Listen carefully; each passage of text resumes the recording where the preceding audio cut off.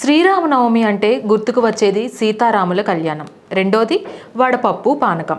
చిన్న పెద్ద తేడా లేకుండా అన్ని దేవాలయాల్లోనూ పానకాన్ని పంచిపెడుతూ ఉంటారు. శ్రీరామనవమి రోజున పానకాన్ని ఎందుకు స్వామివారికి సమర్పించాలి?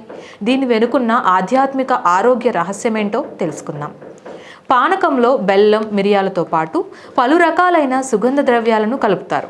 ఈ సుగంధ ద్రవ్యాలు మనిషి శరీరంలోని పలు రకాలైన వ్యాధులను తగ్గిస్తాయి. ఆధ్యాత్మిక పరంగా తీసుకుంటే శ్రీ మహావిష్ణువు 7వ అవతారమైన శ్రీరాముల వారికి పానకం అంటే అత్యంత ఇష్టమని పురాణాలు చెబుతున్నాయి.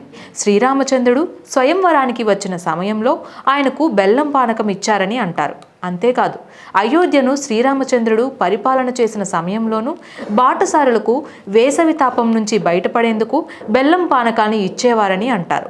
బెల్లం పానకం శరీరంలోని ఉష్ణోగ్రతను కంట్రోల్ చేయడంలో అద్భుతంగా పనిచేస్తుంది. పానకంలో మిరియాలను కలపడం వలన కఫాన్ని తగ్గించి ఆరోగ్యంగా ఉంచేందుకు ఉపయోగపడుతుంది. ఇక బెల్లంలో ఐరన్ ఉంటుంది. జీర్ణక్రియ సాఫీగా సాగేందుకు బెల్లం సహకరిస్తుంది. వడపప్పు మలబద్ధకాన్ని నివారిస్తుంది.